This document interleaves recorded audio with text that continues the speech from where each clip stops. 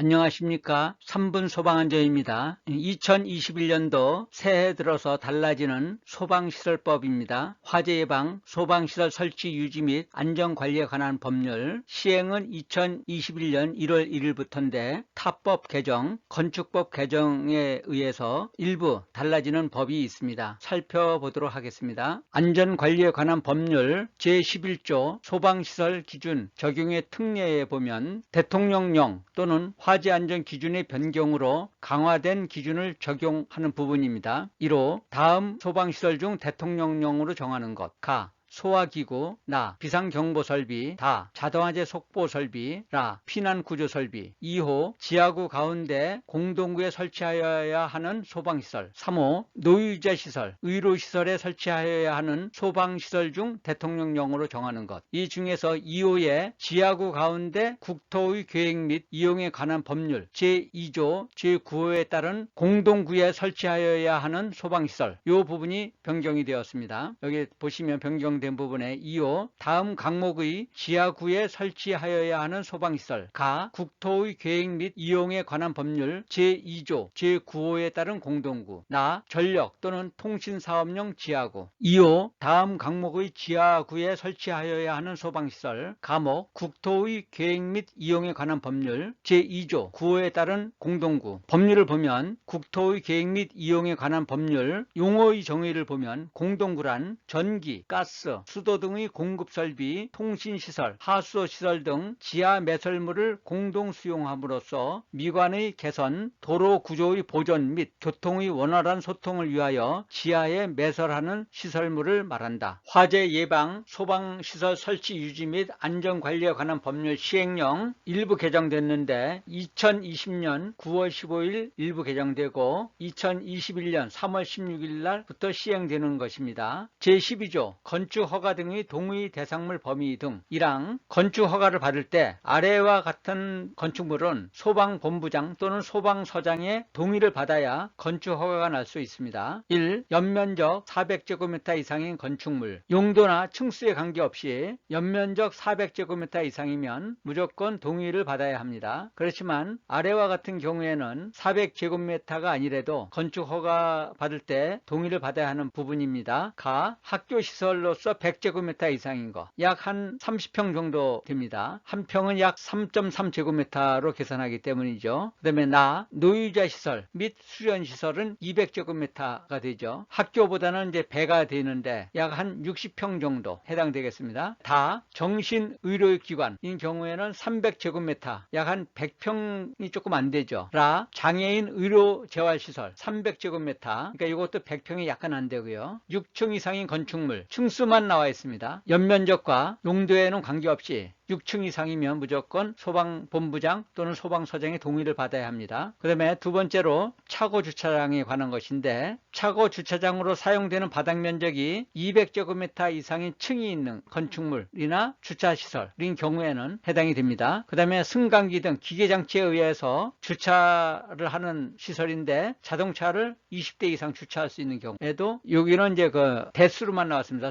20대 그러면 동의 대상이 됩니다. 3. 항공기 경납고, 관망탑, 항공관제탑, 방송용 송수신탑 여기는 여기에 용도에 해당되면 무조건 동의를 받아야 합니다. 연면적이나 층수와는 관계없습니다. 4. 지하층 또는 무창층이 있는 건축물로서 바닥 면적이 150제곱미터 이상인 층이 있는 것 어느 층이 됐든 150제곱미터 이상인 층이 있는 것이니까 이런 경우에는 한 50평이 좀 안 되죠. 공연장이 있는 경우에는 100제곱미터 5. 위험물 저장 및 처리 시설 지하구 6. 노유자 시설 중 다음 강목 어느 하나에 해당하는 시설 가, 나, 다, 라가 있는데 여기에서 노인 관련 시설 이 부분이 개정된 부분입니다. 잠시 후에 상세히 보도록 하겠습니다. 나 아동복지시설 다 장애인 거주시설 라 정신질환자 관련 시설 마 별표 2 제9호 마목에 따른 노숙인 관련 시설 중 노숙인 자활시설 노숙인 재활시설 및 노숙인 요양시설 바 결핵 환자나 한센인 24시간 생활하는 노유자 시설 7. 요양병원 건축 허가 동의를 받아야 하는 부분에 있어서 6번 노유자 시설이 있습니다. 거기에는 가, 나, 다, 라, 마 이렇게 분류되어 있습니다. 그런데 이번에 개정된 부분을 보면 가, 노인 관련 시설, 가 부분이 둘로 나누어서 이제 설명을 하고 있습니다. 1번은 노인복지법 제31조 제1호, 제2호 및 제4호에 따른 노인주거복지시설, 노인의료복지시설 및 재가노인복지시설. 2번에 노인복지법 제31조 제7호에 따른 학대피해 노인 전용쉼터 이렇게 분류되어 있습니다. 별표 2 제9호 감옥에 따른 노인 관련 시설 중 그렇게 나와 있습니다. 안전관리에 관한 법률 시행령 별표 2 법률 밑에 가보면 별표 1, 별표 3 중 나오는데 별표 2에서 9번 보시면 노유자 시설 중 가 노인 관련 시설이 설명되고 있습니다. 노인복지법에 따른 노인주거복지시설, 노인의료복지시설, 노인여가복지시설, 주야간 보호서비스나 단기보호서비스를 제공하는 재가노인복지시설, 노인장기요양보호법에 따른 재가장기요양기관을 포함한다. 노인보호 전문기관, 노인일자리 지원기관, 학대피해 노인 전용쉼터, 그 밖에 이와 비슷한 것. 노인복지법을 보면 제31조, 제31조 노인복지시설의 종류에서 7가지가 있습니다. 이 7가지 중 1번 노인주거복지시설, 2 노인의료복지시설, 4 재가노인복지시설, 7번 학대피해노인 전용쉼터. 이 4가지에 해당하는 경우에만 동의 대상이 되겠습니다. 안전관리에 관한 법률 시행령 제17조 특정 소방 대상물의 증축 또는 용도 변경 시 소방시설 기준 적용의 특례가 있습니다. 증축 당시에 기존 건축물이 있는 부분이 있고 증축하는 부분이 있는데 증축을 할 때는 기존 부분과 아울러서 증축 부분도 전부 다 증축 당시의 법을 적용해야 한다는 법입니다. 이 부분이. 그렇지만 이 4가지에 해당하는 경우에는 기존 부분과 증축 부분을 나누어서 기존 부분은 기존 법을 따르고 증축 부분은 증축 당시의 법을 따르라는 그 예외 규정을 둔 부분입니다. 첫째로 기존 부분과 증축 부분이 내와 구조로 된 바닥과 벽으로 구획된 경우. 2번 기존 부분과 증축 부분이 건축법 시행령 제64조에 따른 갑종 방화문 국토교통부 장관이 정하는 기준에 적합한 자동 방화 셔터를 포함 구획되어 있는 경우. 3. 자동차 생산공장 등 화재 위험이 낮은 특정 소방 대상물 내부에서 연면적 33제곱미터 이하의 직원이 계실, 약 10평 돼 있죠. 이게 증축하는 경우. 4. 자동차 생산공장 등 화재 위험이 낮은 특정 소방 대상물의 캐노피를 설치하는 경우. 4가지에 해당되는 경우에는 예외가 되는데 이번에 개정된 부분은 2번이 되겠습니다. 2번은 기존 부분과 증축 부분이 건축법 시행령 64조에 따른 갑종 방화문, 그 다음에 교통부 장관이 정하는 기준에 적합한 자동 방화 셔터를 포함한다으로 구획되어 있는 경우. 이거를 어떻게 개정됐냐면 기존 부분과 증축 부분이 건축법 시행령 제46조 제1항 제2호에 따른